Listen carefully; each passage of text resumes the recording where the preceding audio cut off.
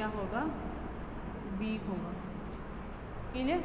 मेरे कहने का मतलब है ये, ठीक है। जैसे HCl है ना, जैसे HCl, ये क्या देगा, H plus plus Cl minus. मुझे एक बात बताओ, ये क्या हो गया एसिड और ये क्या हो गया इसका कॉन्जुगेट बेस। समझ में ही मेरी बात है, क्लियर? ये क्या जाएगा, कॉन्जुगेट बेस। अब ये स्ट्रॉन्ग है तो इसका कॉन्जुगेट बेस जो Cl माइनस है वो उतना ही क्या है, वीक नेचर का है। क्लियर? ठीक है, इस तरीके से करते हैं। या अपन देखो HCl, HF, HBr, HI की बात करें, है ना, देखो जरा, किसकी बात करें, HF, HCl, HBr और HI, यही होता है ना। अगर मैं इनकी एसिडिक स्ट्रेंथ की बात करूं, है ना, एसिडिक स्ट्रेंथ की, तो एसिडिक स्ट्रेंथ, मुझे एक बात बताओ, यहाँ पे लिखूं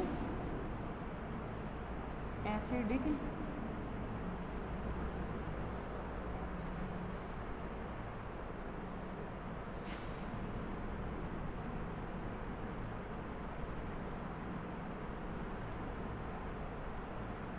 एसिडिक स्ट्रेंथ क्या होगी, सबसे ज़्यादा HI की, फिर HBr की, फिर HCl की, है ना।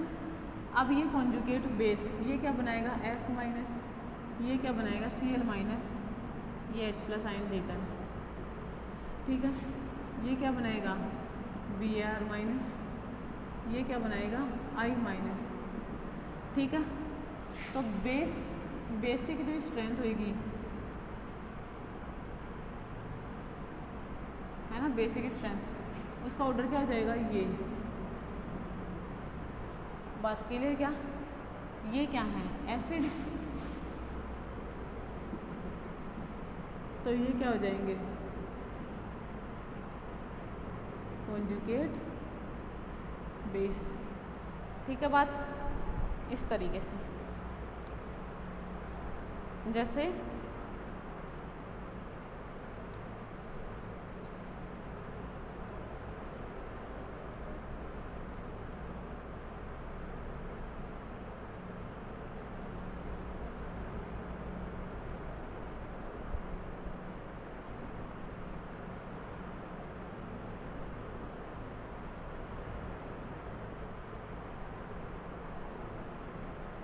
देखो फॉर एग्ज़ाम्पल, जैसे मैं लिखूँ CH3COOH, ठीक है। अब इसके बारे में अपन देख चुके हैं, ये कैसा है, वीक एसिड। बताओ ये H प्लस आयन दे और क्या बनाएगा, एसीटेट आयन, ये क्या है, कॉन्जुगेट बेस। देखो ये वीक है तो इसका कॉन्जुगेट बेस कैसा आ जाएगा, स्ट्रॉन्ग। बात समझ में आई, ठीक है। इस आधार पर अपन ऐसे इसके एक्सप्लेनेशन भी कर सकते हैं। बोल तो एसिडिक और बेसिक स्ट्रेंथ इजीली कैलकुलेट कर सकते हैं। समझ में आई मेरी बात? अब देखो ये कंसेप्ट अगर अपन यूज़ ले, है ना, तो ये क्या करता है, हाइड्रेटेड मेटल कॉम्प्लेक्सेस की भी एसिडिक और बेसिक नेचर की एक्सप्लेनेशन दे सकता है। समझ में? ये उनकी भी एसिडिक और बेसिक नेचर को आसानी से एक्सप्लेन कर सकता है। फॉर एग्ज़ाम्पल जैसे मैं ये लूँ, मैंने लिया FeH2O6, है ना, और यहाँ पे लिया ये 3+, ठीक है। इसकी रिएक्शन करवाई H2O से। समझ में आई आप लोगों को बात? ठीक है। अपने को क्या करना है, ये हाइड्रेटेड मेटल आयन है, इसका एसिडिक कैरेक्टर देखना है। तो यहाँ पे देखो ये एसिड की तरह व्यवहार करता है, तो ये क्या हो जाएगा, बेस हो जाएगा। समझ में आ रही ना आप लोगों को बात? ये 1 एसिड 1 का बेस 1, इधर देखना क्या बनाएगा, ये Fe, है ना, H+ देगा ना इसको, FeH2O5 OH माइनस 2 प्लस, है ना, ये बना। ठीक है, इसके बाद में ये H3O प्लस, तो ये इस एसिड का क्या हो गया, कॉन्जुगेट बेस। बंद कर दूँ इस बेस का, ठीक है, ये 2 होएगा ना अब, ये तो ये इसका क्या बन गया, एसिड 2। बात समझ में आई? ठीक है, अब देखो FeH2O6 2 plus FeH2O5 OH minus 2 plus का क्या है, कॉन्जुगेट एसिड, या ये क्या है इसका कॉन्जुगेट बेस। समझ में आई? ऐसे H2O बेस का कॉन्जुगेट एसिड क्या है, H3O प्लस। बात क्लियर है इतनी? ठीक है, इस तरीके से। अब क्या होता है कि जो एम्फोटेरिक सॉल्वेंट होते हैं, है ना, एम्फोटेरिक सॉल्वेंट वो क्या करते हैं, ऑटो आयनाइजेशन शो करते हैं।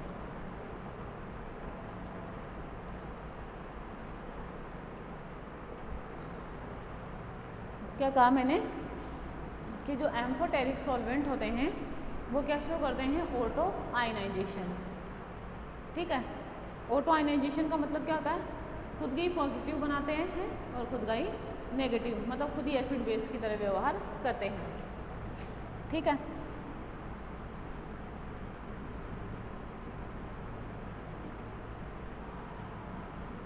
Auto ionization of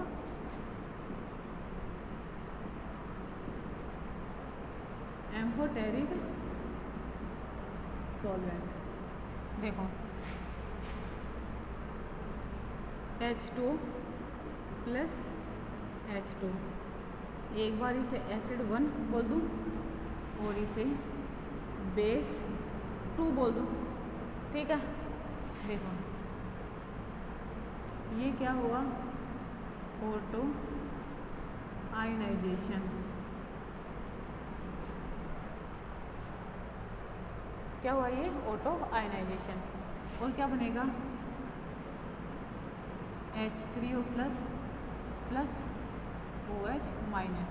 clear? क्या ये क्या बना, एसिड, एसिड 2, ये क्या बना, बेस 1। बात समझ में है आप लोगों को? ठीक है, ये क्या कहलाएगा, इसका ऑटो आयनाइजेशन कहलाएगा। ऐसा मैं लिखूँ NH3, इसे लिखूँ बेस 1। ठीक है, यहाँ पे लिखूँ NH3 और इसे लिखूँ एसिड 2। ठीक है, एरो पे लिखा ऑटो आयनाइजेशन, एरो पे क्या लिखा, ऑटो आयनाइजेशन।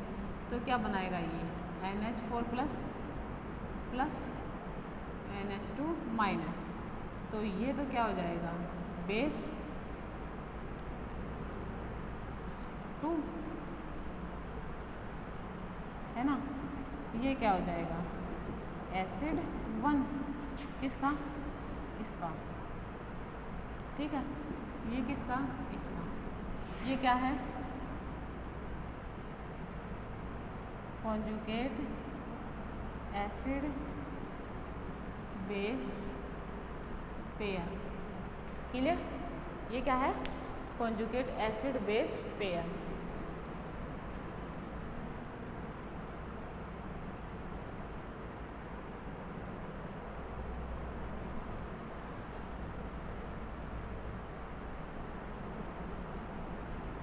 और एग्जाम्पल देखो ऑटो आयनाइजेशन का,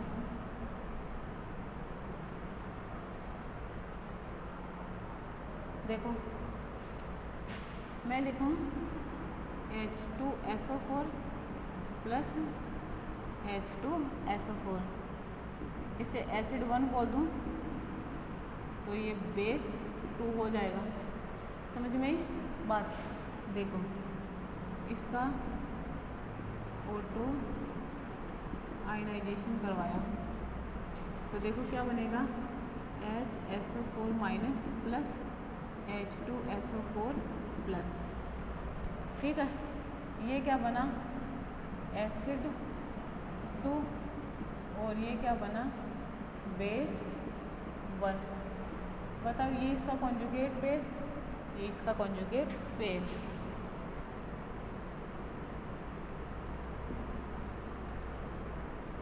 कॉन्जुगेटेड एसिड बेस पेयर, ठीक है।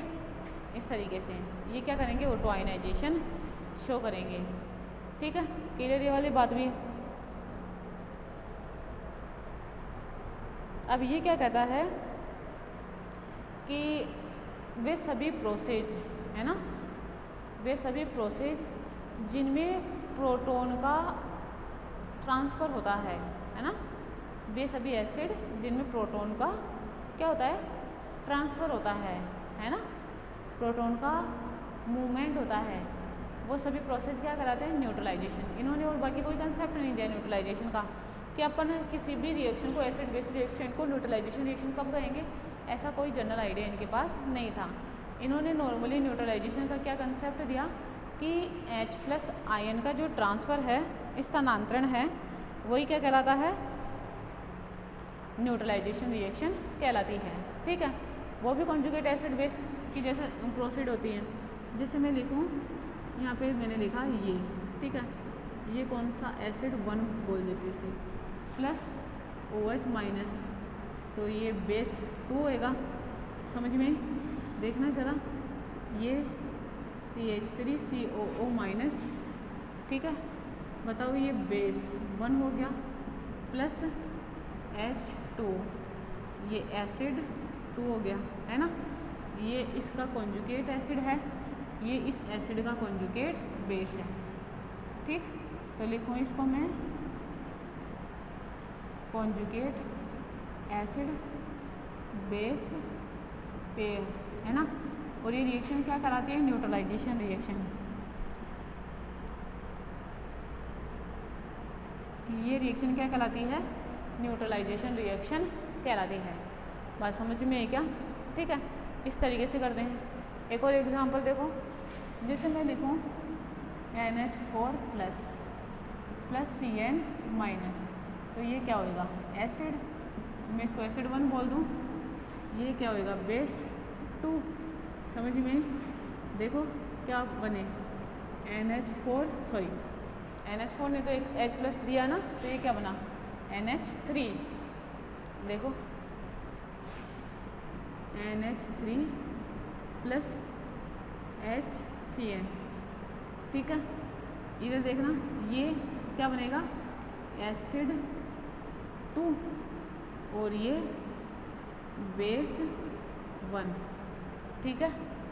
ये इसका कॉन्जुगेट एसिड बेस पे, ये इसका, और ये क्या कहलाएगी,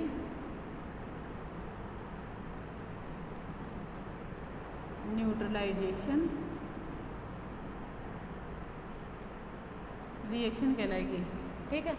ये क्या कहलाएगी, न्यूट्रलाइजेशन रिएक्शन कहलाएगी, समझ में बात, ठीक है। इसको इस तरीके से करते हैं। अब देखो, जैसे अपन कुछ कोई रिएक्शन ले, है ना, इनके अलावा भी, ठीक है, एग्जांपल्स वो देख लो, जो अपने कॉन्जुगेट बोल तो क्या रहते हैं, एक दूसरे के साथ प्रोटॉन ट्रांसफ़र करते हैं और इक्विलिब्रियम में रहते हैं, ठीक है। देखो ज़रा,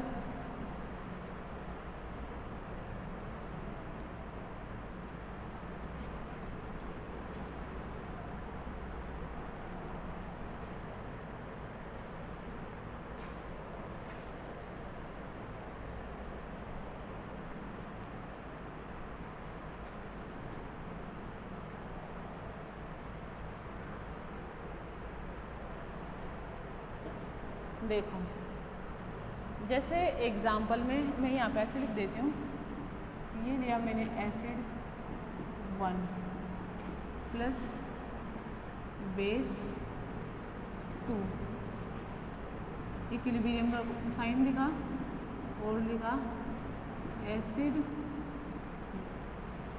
2, है ना, और लिखूँ बेस 1, ठीक है। अब देखो इनके एग्जाम्पल, और क्या क्या एग्जाम्पल हो सकते हैं, ठीक है। देखो HClO4 प्लस H2, है ना। तो देखो क्या बनेगा, H3O प्लस, क्या बनेगा H3O plus plus ClO4 minus. समझ में आया क्या बनेगा, H3O प्लस ClO4 माइनस। ठीक है, ऐसे ही लिखूँ मैं HSO4 माइनस प्लस H2, है ना। क्या लिखा, HSO4 माइनस प्लस H2। ठीक, तो इसको लिखो H3O plus plus SO4 2 minus, ये इसका कॉन्जुगेट एसिड बेस पेयर हो जाएगा। ठीक है, नेक्स्ट एग्जांपल देखो, मैं लिखूँ NH4 plus CN minus plus CN minus. देखना जरा क्या बनेगा, इसने H प्लस लिया तो ये बनेगा HCN, है ना। ये बेस है ना, तो इसका एसिड, और ये NH3। समझ में आई ये बात भी। ठीक है, नेक्स्ट एग्जांपल देखो, मैंने लिखा एसिटिक एसिड प्लस NH3। ये क्या है, एसिड, ये क्या है, बेस। तो देखो क्या बनेगा, इस बेस का ये तो बनेगा एसिड, और उस एसिड का ये बनेगा बेस। ठीक है, इस तरीके से। ऐसे ही मैं लिखूँ NH4 plus plus H2 minus, ये क्या है, एसिड, प्लस H2 माइनस, ये क्या है, बेस। तो लिखूँ इसको मैं, यहाँ पे लिखूँ HS, है ना, ये बेस है ना, तो इस बेस का ये एसिड प्लस NH3, ये इस एसिड का बेस। क्लियर ये बात भी। नेक्स्ट देखो, नेक्स्ट एग्जांपल लिखूँ मैं, यहाँ पे लिखूँ H2, तो यहाँ पे लिखूँ CO3 2 माइनस। ठीक है, ऐसा करा तो इधर देखो जरा, ये एसिड है तो इस बेस का ये acid CO3 minus plus OH minus, इस एसिड का वो बेस। ठीक है, इतना क्लियर। नेक्स्ट एग्जांपल देखो, HNO3 plus H2, HNO3 plus H2, ये एसिड, ये बेस, तो इस बेस का एसिड देखो H3O प्लस, और इस एसिड का बेस NO3 माइनस। ठीक है, बात समझ में आई, क्लियर ना। अब देखो मैं लिखूं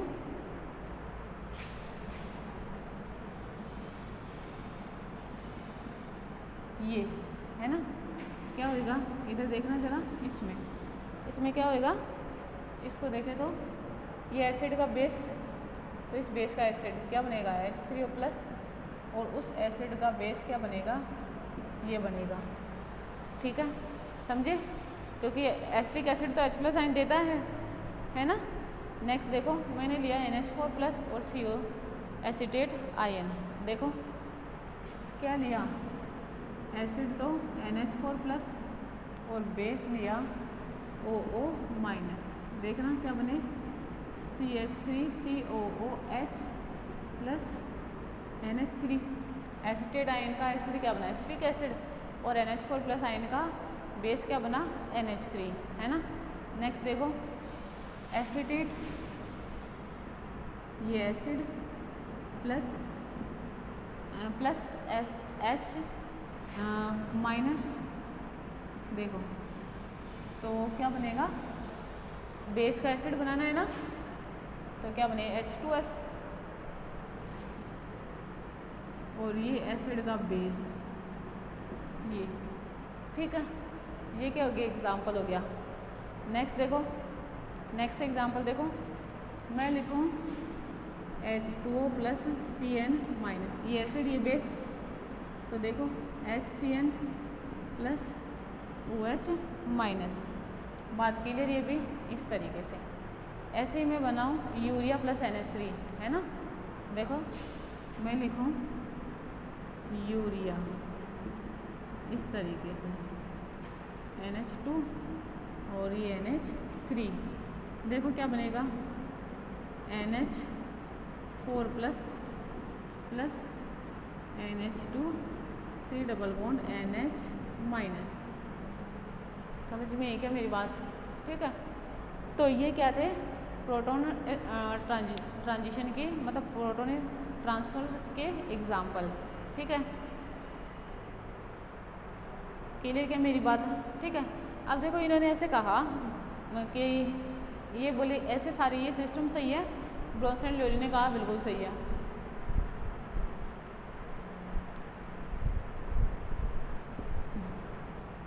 बोले इनका कोई तरीका है क्या कि अपन किसी एसिड को एसिड बोले, किसी बेस को अपन बेस बोले। ठीक है, तो इन्होंने क्या कहा, किसी भी कंपाउंड की एसिडिक और बेसिक नेचर का निर्धारण उस रिएक्शन में अपन जो सॉल्वेंट यूज़ कर रहे हैं वो करता है। जैसे अगर HNO3 और H2 को लिया जाए, है ना, तो HNO3 एसिड कहलाता है, वाटर बेस की तरह काम करेगा, जबकि NH3 के साथ ये क्या करता है, एसिड की जैसे व्यवहार करता है। समझ में आ रही है मेरी बात?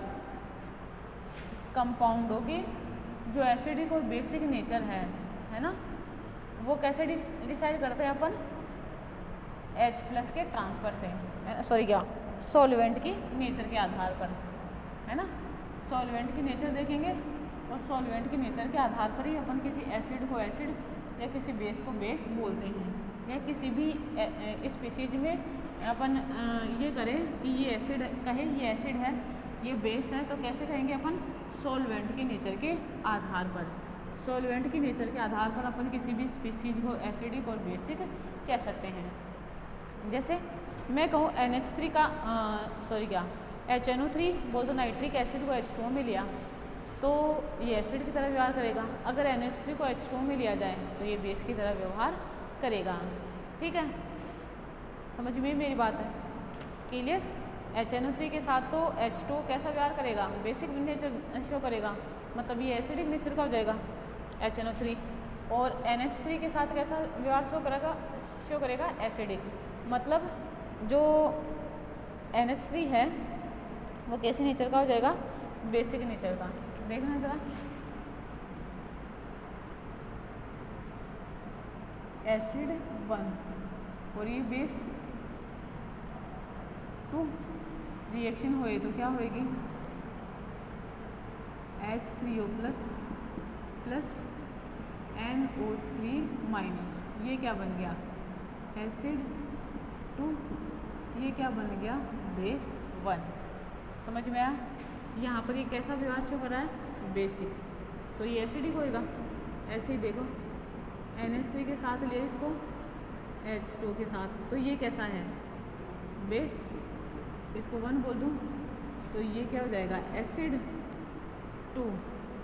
समझ में मेरी बात? देखो इधर,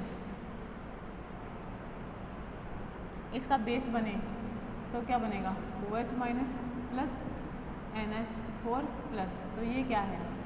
बेस 2 और ये क्या है? एसिड 1। है क्या बात समझ में? ठीक है, तो H2 में देखो अपन एक ही चीज़ ली थी, है ना, नॉर्मली दोनों। HNO3 के साथ तो ये प्रोटॉन एक्सेप्टर है ना, HNO3 के साथ तो ये प्रोटॉन एक्सेप्टर की तरह व्यवहार कर रहा है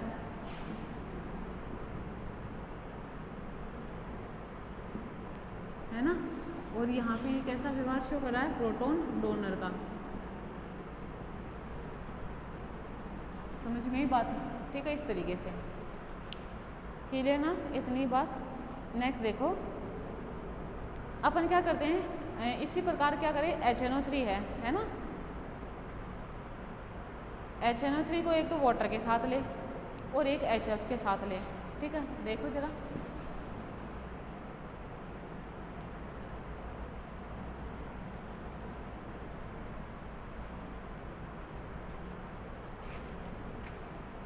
देखो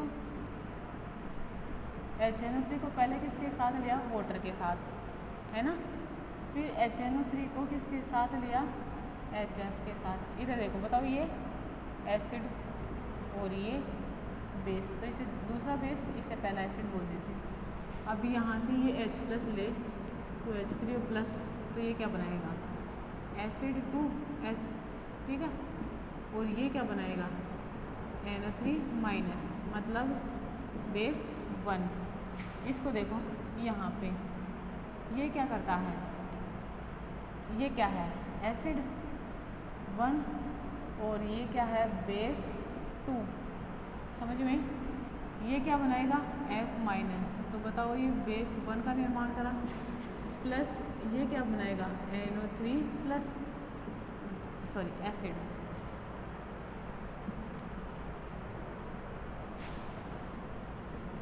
एसिड 2 आई क्या बात समझ में। HNO3 देखो H2 के साथ तो एसिडिक व्यवहार शो कर रहा है, जबकि HF के साथ ये बेसिक व्यवहार शो करता है। क्लियर क्या मेरी बात है, ठीक है। तो अपन सॉल्वेंट के आधार पर किसी भी स्पीसीज की एसिडिक और बेसिक नेचर को आइडेंटिफाई कर सकते हैं, ठीक है। नेक्स्ट देखो क्या है पॉलीप्रोटिक और या पॉलीबेसिक एसिड, ठीक है। कई एसिड क्या होते हैं पॉलीप्रोटिक या पॉलीबेसिक नेचर के होते हैं। देखो किन को कहते हैं वो देख लेते हैं क्या होता है पॉलीप्रोटिक या पॉलीबेसिक एसिड, समझ में। पॉलीप्रोटिक एसिड या पॉलीबेसिक एसिड, बात समझ में, ठीक है। देखो क्या होता है कोई भी ऐसा एसिड है ना, कोई भी ऐसा एसिड जो कंटिन्यूसली H+ आयन देता है, एक से अधिक है ना, एक से अधिक जो भी एसिड है H+ आयन दे एक से ज़्यादा कंटिन्यूसली, तो वो क्या कहलाते हैं पॉलीप्रोटिक और पॉलीबेसिक।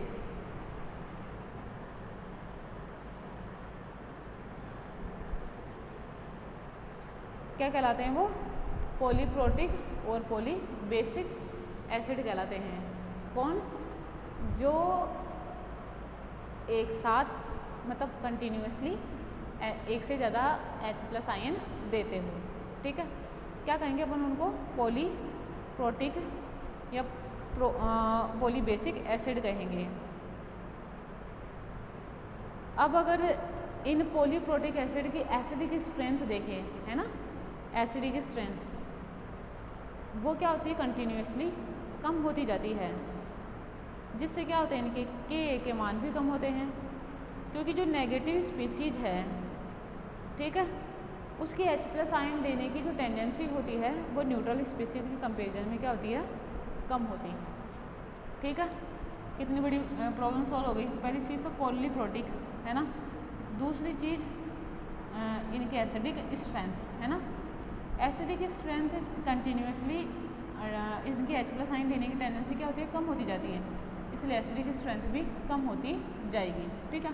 फॉर एग्जांपल जैसे मैं यहाँ पे लिख दूँ एसिड है ना 1, यहाँ पे लिख दूँ बेस 2, यहाँ पे लिख दूँ एसिड 2 प्लस बेस 1, है ना। देखना ज़रा, जैसे मैं लिखूँ H3PO4 है ना, मैंने क्या देखा H3PO4, देखो एग्जाम्पल देखो H3PO4 पॉलीप्रोटिक पढ़ रहे हैं ना, प्लस ये क्या हो जाएगा H2, अब H3O प्लस H2PO4 माइनस, है ना। ऐसे ही लिखूँ मैं H2PO4 2 -1 ही है ना, 2 नहीं सॉरी,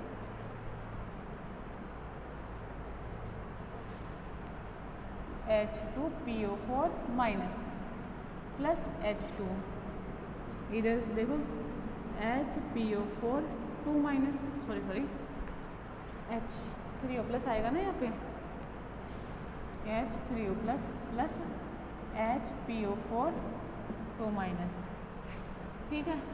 ऐसे ही HPO4 2 माइनस प्लस H2 है ना, ये हुआ, क्या बनाएगा H3 प्लस PO4 3 माइनस।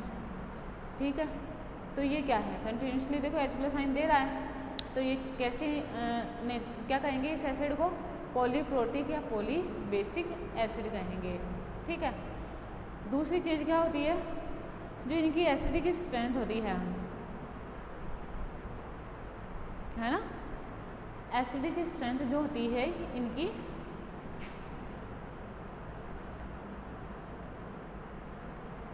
देखो एसिडिक स्ट्रेंथ वो कंटिन्यूसली क्या होती जाती है, डिक्रीज होती जाती है। ठीक है, जो एसिडिक स्ट्रेंथ है वो क्या होता है, कंटिन्यूसली डिक्रीज होती जाती है। ठीक है, डिक्रीज क्यों होती जाती है, क्योंकि किसी भी न्यूट्रल स्पीसीज की क्या होता है, किसी भी न्यूट्रल स्पीसीज की जो वो देने की टेंडेंसी होती है, किसी भी आयनिक स्पीसीज की H+ देने की टेंडेंसी न्यूट्रल स्पीसीज से कम होती है। ठीक है, समझ में आई क्या मेरी बात, मतलब क्या होती है, इनकी एसिडिक स्ट्रेंथ कम होगी क्योंकि H+ आयन डोनेट करने की जो टेंडेंसी है वो क्या होती जाती है, कम होती जाती है। ठीक है, इस कारण इनकी एसिडिक स्ट्रेंथ कम होगी।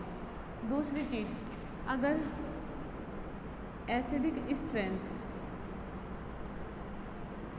कम होगी है ना, तो इनके के मान भी कम होंगे। ये क्या है, dissociation constant of acid. Clear मेरी बात, ही इस तरीके से करेंगे। ठीक है, क्योंकि कोई भी नेगेटिव स्पीसीज आसानी से H+ आयन नहीं देगी, कंटिन्यूसली कम होती जाएगी। ये इन रिएक्शन के लिए मैं K1 K2 K3 लिखती है ना, तो सबसे ज़्यादा K1 फिर K2 फिर K3 ऐसे होता, समझ रहे हो आप लोग। ठीक है, ऐसे देखो क्या है कि जैसे अपन उनकी बात करें H3PO4 की, H2PO4 माइनस की और HPO4 2 माइनस की। ठीक है, देखो ज़रा इनकी जो एसिडिटी का ऑर्डर है किस किस का, H3PO4 का बोलूँ मैं, H2PO4 माइनस बोलूँ और HPO4 2 माइनस बोलूँ, तो सबसे ज़्यादा इसकी, फिर इसकी और सबसे कम HPO4 2 माइनस की। ये किसका ऑर्डर है, एसिडिक स्ट्रेंथ का। क्लियर, ये बात समझ में। अब देखो एम्फीप्रोटिक सॉल्वेंट है,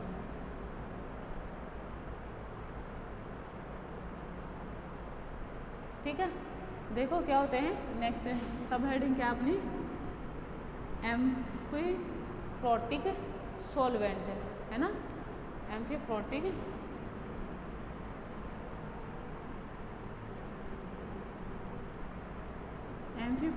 सॉल्वेंट। ठीक है, क्या होते हैं वो solvent which can donate H+ ion as well as to accept H+ ion is called amphoteric solvent. समझ में, the solvent which donate H+ ion as well as accept H+ ion, that is called amphoteric solvent. ठीक है, solvent के molecule जो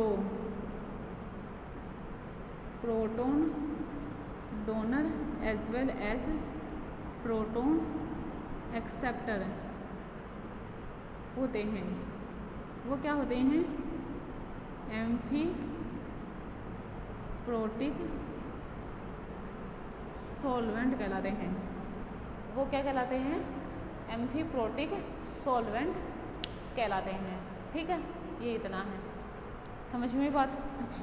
for example, जैसे इसके example की बात करें, जो H2O है वो NH3 में है ना, देखो ज़रा,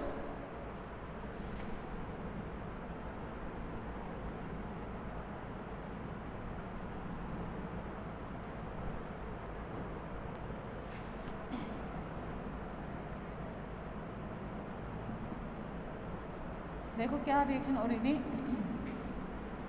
H3O प्लस NO3 माइनस, समझे। ये क्या है, एसिड 1, ये क्या है, बेस 2, ये क्या है, एसिड 2, ये क्या है, बेस 1। समझ में ही मेरी बात।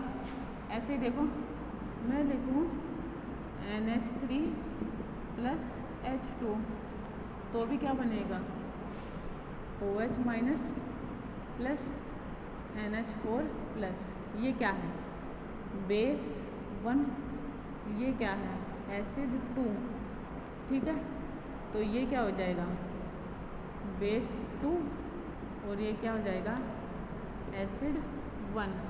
बात समझ में आई। देखो H2 इसकी नेचर देखो, इसके साथ तो एसिड की तरह और इसके साथ बेस की तरह व्यवहार कर रहा है। तो H2 किसका एग्जाम्पल हो गया, एम्फीटेरिक सोलवेंट का, है ना। और H2 ही क्या, वे सभी सोलवेंट जो proton donor as well as proton acceptor की तरह व्यवहार करते हैं, क्या कहलाते हैं, एम्फीटेरिक सॉल्वेंट कहलाते हैं।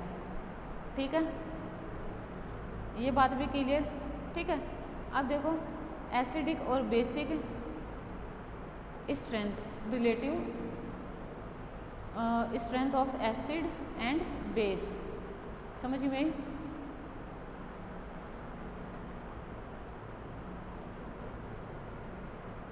देखो क्या होता है कि जब भी अपन एसिड बेस रिएक्शन पढ़ते हैं, है ना, जब भी एसिड बेस रिएक्शन पढ़ते हैं तो एसिड और बेस लिखा जाता है, मतलब कोई एसिड H+ आयन देके खुद का बेस बना लेगा, एसिड बेस और H+ आयन। समझ रहे हो आप लोग मेरी बात, में क्या कह रही हूँ कि अपन किसी भी एसिड की बात करें, है ना,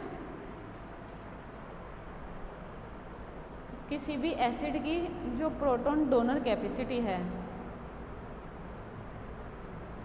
तो उसकी प्रोटॉन डोनर कैपेसिटी के साथ साथ अपन जब उनकी स्ट्रेंथ निकालें तो अपन बेस का भी क्या करते हैं, बेस को भी कंसीडर करते हैं, क्योंकि जो प्रोटॉन ट्रांसफ़र है वो तो दोनों पर निर्भर करता है, दोनों कारकों पर निर्भर करता है ना। किस किस पर, proton donor capacity of acid और proton acceptor capacity of base. ठीक है, समझ में आ रही है। अब देखो एसिड को प्रोटॉन डोनर कैपेसिटी की प्रोटॉन डोनर कैपेसिटी कैलकुलेट करने के लिए अपन क्या करते हैं, सॉल्वेंट को बेस के रूप में लेते हैं, है ना। सॉल्वेंट को क्या करते हैं, बेस के रूप में लेते हैं, क्योंकि देखो अपने को कैपेसिटी पता होगी तो अपने इनकी स्ट्रेंथ आसानी से निकाल सकते हैं। समझ में आ रही है मेरी बात है, ठीक है। तो देखो इसमें ये क्या है, subheading relative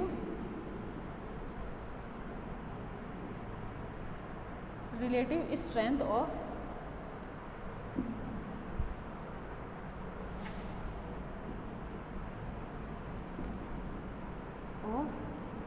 N acid and base.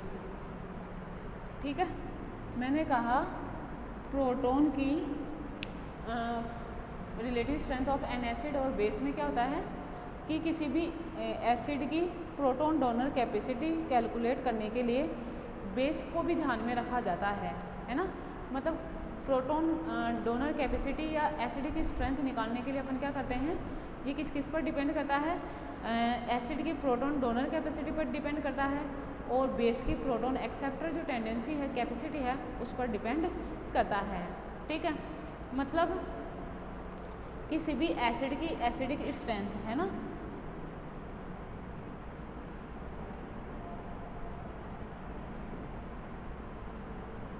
Acidic, किसी भी एसिड की एसिडिक स्ट्रेंथ है ना। अपन एसिडिक स्ट्रेंथ निकाले तो एसिडिक स्ट्रेंथ दो चीज़ों पर डिपेंड करती है ना। किसी भी एसिड की एसिडिक स्ट्रेंथ किस पर डिपेंड करती है, पहली चीज़ तो donor capacity of an acid, है ना, donor capacity of an acid और donor capacity of an acid of H+Ion, ये लिखूंगी ना, क्या डोनेट कर रहा है वो तो लिखेंगे। दूसरा acceptor capacity of A base of H+Ion, समझ में आ रही, इस पे डिपेंड करेगी, एसिड की स्ट्रेंथ इसी पे डिपेंड करेगी, समझ में आ रही। तो अपन क्या करते हैं, किसी भी एसिड की अगर एसिड की स्ट्रेंथ निकालें, है ना, किसी भी एसिड की अगर एसिडिक स्ट्रेंथ निकालें, समझ में आ रही है मेरी बात, तो नॉर्मली अपन क्या करते हैं, जो भी सॉल्वेंट होता है ना, सॉल्वेंट होता है उसे अपन कैसी फॉर्म में लेते हैं, बेस के रूप में लेते हैं, ठीक है, उसे अपन क्या करते हैं, बेस के रूप में यूज़ लेते हैं।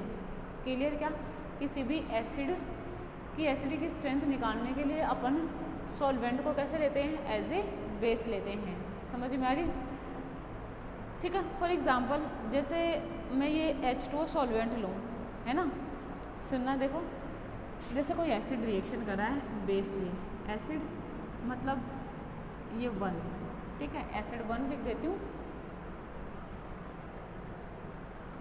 ये लिखा बेस, बेस के रूप में H2O लिख दूँ, ये 2, है ना। नेक्स्ट देखो, फिर ये एक तो बेस बनेगा, बेस 1, और एक क्या बनेगा, H3O+, ये क्या है, एसिड 2, ठीक है, H3O+ क्या है, एसिड 2, मेरी बात समझ में है क्या, ठीक है। इसे मैं एसिड A1 मान लेती हूँ, इसे बेस B1 मान लेती हूँ, है ना।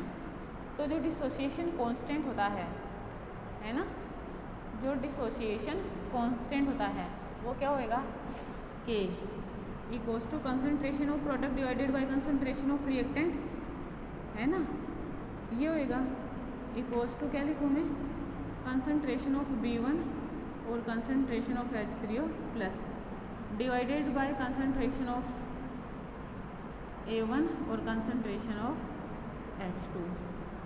बताओ, इसी तरीके से लिखूँगी इसे मैं, है ना, क्लियर। अब अगर सॉल्वेंट मतलब डाइल्यूट हो, सॉल्यूशन बहुत ज़्यादा डाइल्यूट हो, तो मुझे एक बात बताओ, अगर सॉल्वेंट डाइल्यूट होगा, है ना, मैंने क्या कहा, अगर सॉल्वेंट डाइल्यूट होगा तो इसके जो इक्विलिब्रियम कांस्टेंट है उसका अपन कैलकुलेशन कर सकते हैं, है ना, और उसकी कैलकुलेशन अपन कैसे करेंगे, normally dissociation constant equals to क्या हो जाएगा, के कंसनट्रेशन ऑफ H2O, क्योंकि डाइल्यूशन बढ़ा दिया ना, किस पे डिपेंड करेगा, कंसनट्रेशन ऑफ H2O पर, क्लियर ये वाली बात भी, ठीक है। देखो इधर, जैसे मैं कहूँ अगर डाइल्यूशन बढ़ाया जाए, if dilute solution is taken, मैं ऐसे लिख देती हूँ, इफ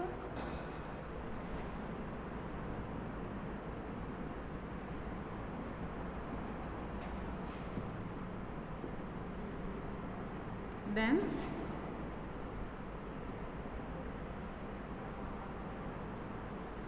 डिसोसिएशन कांस्टेंट क्या होएगा, के ए होएगा, किस पे डिपेंड करेगा, ओनली कंसनट्रेशन ऑफ H2, तो क्या हो जाएगा, के इक्वल्स टू के, और इसको क्या पढ़ रहे थे अपन, concentration of H3O+ concentration of, ये समझ में मेरी बात, के कंसनट्रेशन ऑफ H3O+ और कंसनट्रेशन ऑफ B1 और कंसनट्रेशन ऑफ A1, ये इसी तरीके से तो लिखूँगी, क्योंकि H2O तो डाइल्यूशन बहुत ज़्यादा एक्सेस में ले लिया ना, एक्सेस में ले लिया तो उसकी मात्रा को अपन क्या बोलेंगे, नेग्लिजिबल बोलेंगे।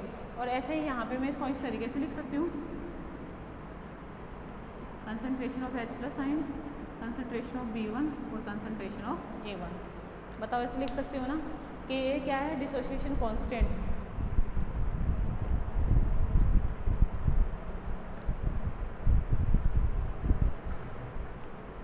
क्या है ये? Dissociation constant. समझ में मेरी बात? इस तरीके से कैलकुलेट करते हैं, ठीक है। अब नेक्स्ट देखो, मतलब जो डिसोसिएशन कांस्टेंट होता है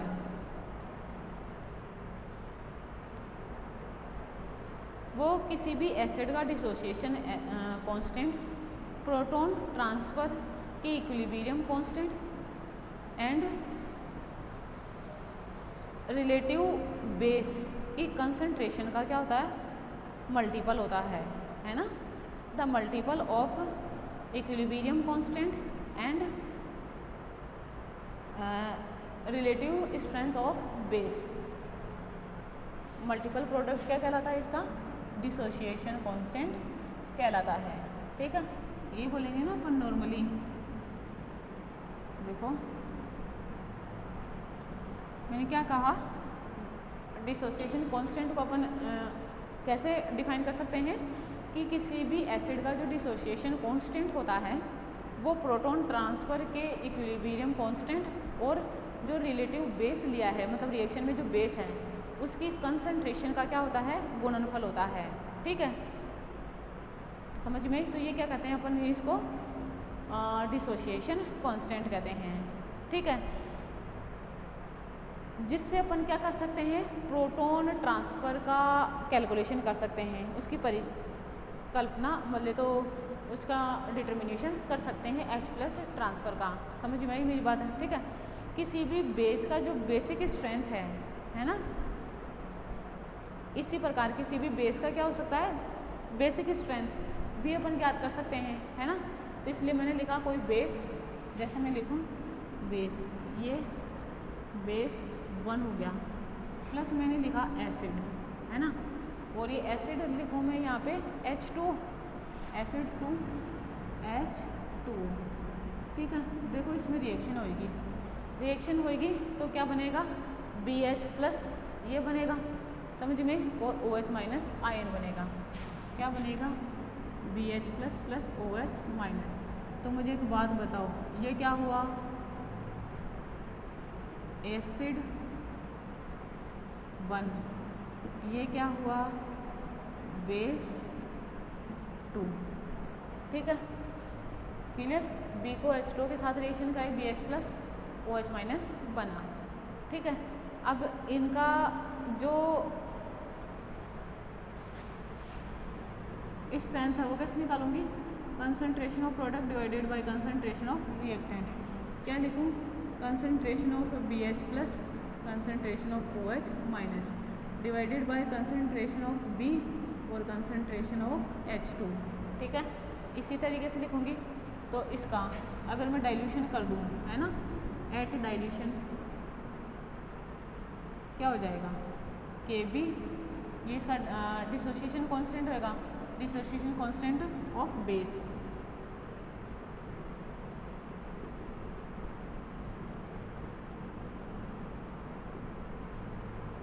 डिसोसिएशन कांस्टेंट ऑफ बेस, देखो क्या होएगा?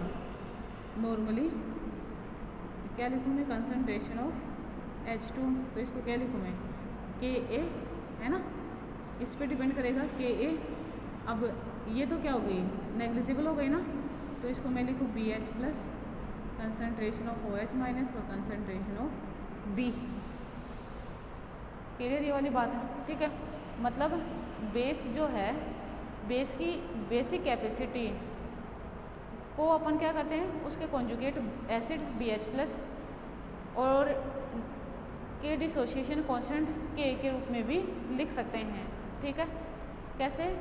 जैसे मैंने लिखा KB बेस के लिए है ना, KB इक्वल्स टू लिखा K, मतलब ऐसे लिख सकते हो ना, KB इक्वल्स टू, ये क्या कर दिया? KB equals to BH plus की कंसंट्रेशन, है ना,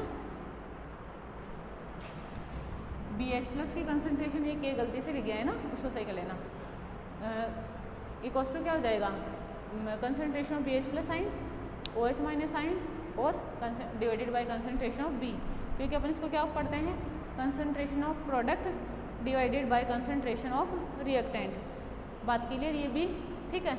अब जैसे मैंने बी के लिए लिख दिया ये, है ना, अगर मैं BH के लिए लिखूँ, है ना, BH एक एसिड है, अगर डिसोसिएट है तो बताओ वो क्या बनाए, बी बनाएगा और BH प्लस बनाएगा, है ना।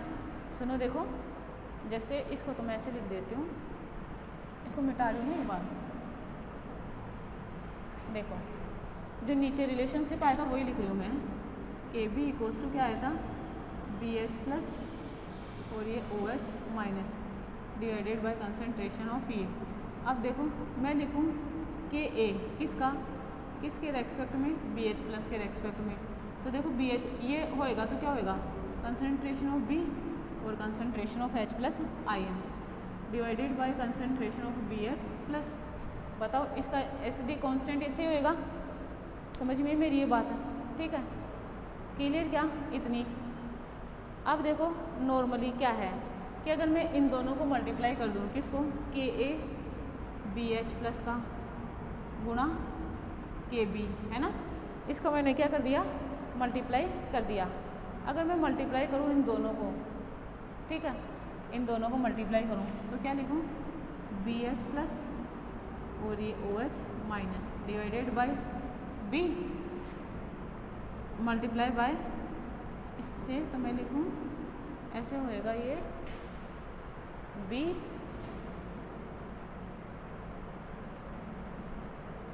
और ये H प्लस, समझे, और उसके बाद में देखो BH प्लस, जो कैंसिल आउट हो रहा है उसे कैंसिल आउट कर दो, ये हो गया। तो देखो KA मतलब BH प्लस इंटू KB किस पे डिपेंड करता है, concentration of OH minus ion और concentration of H plus ion, और ये क्या कहलाता है, वाटर का आयनिक गुणनफल, है ना। डिसोसिएशन कांस्टेंट होता है KW बराबर क्या होता है, concentration of OH minus ion और concentration of H plus ion. इसका मतलब क्या हुआ, मैं इसको इस तरीके से लिख दूँ क्या, KW इक्वल्स टू क्या हो जाएगा, KA गुणा KB, KW equals to KA गुणा KB। मतलब बात समझ में आई क्या, इस तरीके से KW इक्वल्स टू क्या हो जाएगा, KA इंटू KB, समझ में बात है, ठीक है। अगर इनको मैं इस रूप में ना लिखूँ, PK के मान के रूप में लिखूँ, है ना, तो ये क्या हो जाएगा, जब अपन PK के मान के रूप में लिखते हैं तो PK क्या होता है, एंटी लॉगरिथम ऑफ KA, या PKB इक्वल्स टू होता है एंटी लॉगरिथम ऑफ KB, समझ में आ रही है। तो यहाँ पे लॉगरिथम को करते हैं तो अपन सॉल्व करते हैं तो गुणा के साइन को किस में लिखते हैं, प्लस साइन में लिखते हैं, ठीक है। तो मैं यहाँ पे लिखूँ PKW equals to PKA plus PKB, है ना, क्योंकि PKA इक्वल्स टू क्या होता है, एंटी लॉगरिथम ऑफ K और PKB बराबर होता है एंटी लॉगरिथम ऑफ KB। ऐसे ही PKW इक्वल्स टू क्या हो जाएगा, एंटी लॉगरिथम ऑफ KW। आई बात समझ में, ठीक है। इस तरीके से इसको रिलेशनशिप इनमें ज्ञात कर सकते हैं, ठीक है, ठीक है। और इसी कारण अपन क्या कहते हैं कि अगर कोई एसिड स्ट्रॉन्ग है तो उसका कॉन्जुगेट बेस क्या होगा, वीक होगा, और कोई बेस स्ट्रॉन्ग है तो उसका कॉन्जुगेट एसिड वीक होगा, इस रिलेशनशिप के ही कारण। बात समझ में आई क्या, ठीक है। इस तरीके से अपन करते हैं क्योंकि दोनों में एंटी रिलेशनशिप हो जाएगा ना।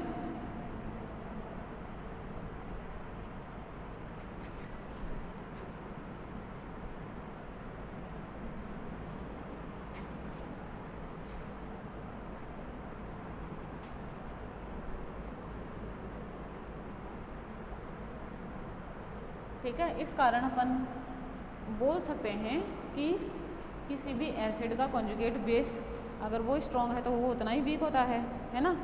और किसी भी बेस, कोई भी बेस का कॉन्जुगेट एसिड क्या होता है, अगर वो स्ट्रॉन्ग होगा, है ना, स्ट्रॉन्ग होगा, अगर बेस स्ट्रॉन्ग है तो कॉन्जुगेट एसिड वीक होगा, है ना। अगर एसिड वीक है तो कॉन्जुगेट बेस स्ट्रॉन्ग होगा।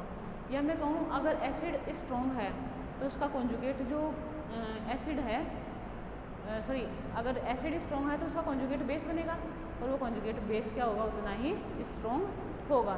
समझ में आ रही है आप लोगों को बात। अब देखो क्या बचता है, अब लेवलिंग सॉल्वेंट और डिफरेंशिएटिंग सॉल्वेंट, है ना, क्लियर।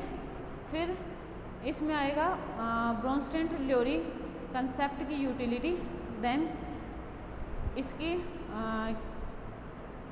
क्या होते हैं डिफेक्ट क्या है जो है ना, लेवलिंग सॉल्वेंट। देखो अभी इसमें जो ब्रोंस्टेंट ल्योरी कंसेप्ट है उसमें भी क्या क्या बच गया है, लेवलिंग सॉल्वेंट और डिफरेंशिएटिंग सॉल्वेंट बच गया है, यूटिलिटी ऑफ ब्रोंस्टेंट ल्योरी कंसेप्ट बच गया है ना।